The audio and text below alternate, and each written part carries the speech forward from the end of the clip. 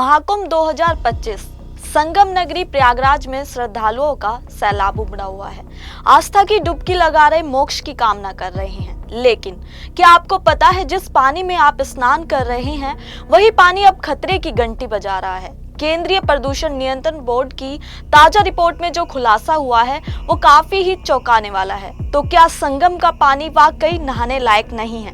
क्या कहती है ये रिपोर्ट? आइए जानते हैं पूरी सच्चाई। संगम में श्रद्धालुओं की भीड़ और महाकुंभ का महत्व। प्रयागराज में महाकुंभ जोरों शोरों पर है। मेला प्रशासन के मुताबिक 13 जनवरी से अब तक 54 करोड़ से ज्यादा श्रद्धालु संगम में डुबकी लगा चुके हैं। गंगा, यमुना और सरस्वती के इस संगम को हिंदू धर्म में बेहद पवित्र माना जाता है। कहा जाता है कि यहाँ स्नान करने से पाप धुल जाते हैं और मोक्ष की प्राप्ति होती है। लेकिन इस बार संगम के जल की शुद्धता पर सवाल खड़े हो गए हैं। सीपीसीबी की रिपोर्ट का खुलासा। अब बात उस रिपोर्ट की जिसने हड़कंप मचा दिया है। केंद्रीय प्रदूषण नियंत्रण बोर्ड ने हाल ही में नेशनल ग्रीन ट्रिब्यूनल को एक रिपोर्ट सौंपी है। रिपोर्ट के मुताबिक महाकुंभ के दौरान प्रयागराज में गंगा, यमुना के अलग अलग स्थानों पर जल की गुणवत्ता स्नान के योग्य नहीं पाई गई है। जी हाँ दोस्तों, खास तौर पर फैकल कोलिफॉर्म नामक बैक्टीरिया का स्तर तय मानकों से ज्यादा पाया गया है। फैकल कोलिफॉर्म और पानी की अशुद्धता का कारण। अब सवाल ये उठता है कि ये फैकल कोलिफॉर्म क्या है और यह पानी को कैसे प्रभावित करता है। दरअसल यह बैक्टीरिया सीवेज की मिलावट का एक संकेतक होता है। सीपीसीबी के मानकों के अनुसार 100 मिलीमीटर पानी में 2500 यूनिट फैकल कोलिफॉर्म से ज्यादा नहीं होना चाहिए। लेकिन महाकुंभ के दौरान लिए गए सैंपल्स में यह मात्रा काफी ही ज्यादा पाई गई है, जिससे यह संकेत मिलता है कि पानी में गंदगी और सीवेज की मिलावट हो रही है। पानी में बढ़ता प्रदूषण और इसके पीछे की वजह क्या है? जी हाँ दोस्तों, अब सवाल ये भी उठता है कि गंगा और यमुना के जल में इतनी गंदगी आई कहां से है और इसके पीछे के क्या कारण बताए जा रहे हैं। जी हाँ दोस्तों, आपको बता दूं, महाकुंभ में भारी संख्या में श्रद्धालुओं का स्नान, सीवेज ट्रीटमेंट प्लांट की नाकामी, फैक्ट्रियों और नालों का गंदा पानी सीधे नदी में गिरना, श्रद्धालुओं द्वारा साबुन, तेल और अन्य सामग्री का उपयोग, इन सब कारणों से मिलकर संगम के जल को गंभीर रूप से प्रदूषित कर दिया गया है। एनजीटी में सुनवाई और सरकार का रुख। सीपीसीबी की इस रिपोर्ट के बाद मामला नेशनल ग्रीन ट्रिब्यूनल तक आ गया है।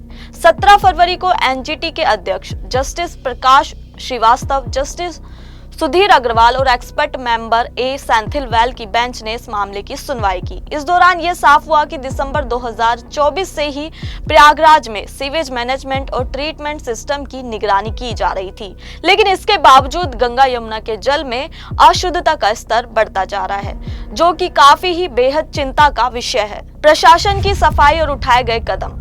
महाकुंभ प्रशासन ने सफाई दी है कि गंगा जल को शुद्ध करने के लिए विशेष इंतजाम किए गए हैं, लेकिन प्रशासन के मुताबिक सीवेज ट्रीटमेंट प्लांट की निगरानी काफी ही ज्यादा बढ़ाई गई है। घाटों की रोजाना सफाई की जा रही है। श्रद्धालुओं को साबुन और अन्य रसायनों का उपयोग न करने की भी अपील की जा रही है। लेकिन क्या ये प्रयास काफी हैं? ये सबसे बड़ा सवाल बना हुआ है। विशेषज्ञों की राय और संभावित खतरे। पर्यावरणविदों का मानना है कि अगर गंगा और यमुना में सीवेज गिरने का सिलसिला नहीं रुका तो भविष्य में जल की स्थिति और ज्यादा बिगड़ सकती है। विशेषज्ञों का सुझाव है कि फैक्ट्रियों और नालों के गंदे पानी को गंगा में जाने से रोकने के लिए सख्त से सख्त कानून लागू किए जाएं। घाटों की सफाई और पानी की गुणवत्ता की निगरानी को और ज्यादा मजबूत किया जाए। साथ ही श्रद्धालुओं को भी जागरूक किया जाए कि वे गंगा में साबुन, फूल और अन्य सामग्री ना डालें। अगर जल्द ही कदम नहीं उठाए गए तो यह आस्था से जुड़ा धार्मिक स्थल एक बड़े पर्यावरण संकट का शिकार बन सकता है। निष्कर्ष और जनता से अपील। तो अब सवाल ये है कि क्या श्रद्धालुओं को संगम में स्नान करना चाहिए? आस्था और विज्ञान के इस टकराव के बीच प्रशासन और श्रद्धालुओं दोनों को सचेत रहने की जरूरत है। गंगा हमारी जीवन दायिनी है और इसे स्वच्छ बनाए रखना हम सब की जिम्मेदारी भी है। हम इस मुद्दे पर क्या सोचते हैं? क्या प्रशासन को सख्त कानून उठाने चाहिए, बनाने चाहिए? हमें आप अपनी राय कमेंट के जरिए इजीली बता सकते हैं। आप इस मुद्दे पर क्या सोचते हैं? क्या प्रशासन को और सख्त से सख्त कानून उठाने चाहिए या बनाने चाहिए? आप अपनी राय हमें कमेंट के जरिए इजीली बता सकते हैं। साथ ही ऐसे ही इंफॉर्मेशन देखने के लिए बने रहे हमारे साथ इंस्टा फीड पर और हमारे चैनल को सब्सक्राइब करना ना भूलें। धन्यवाद।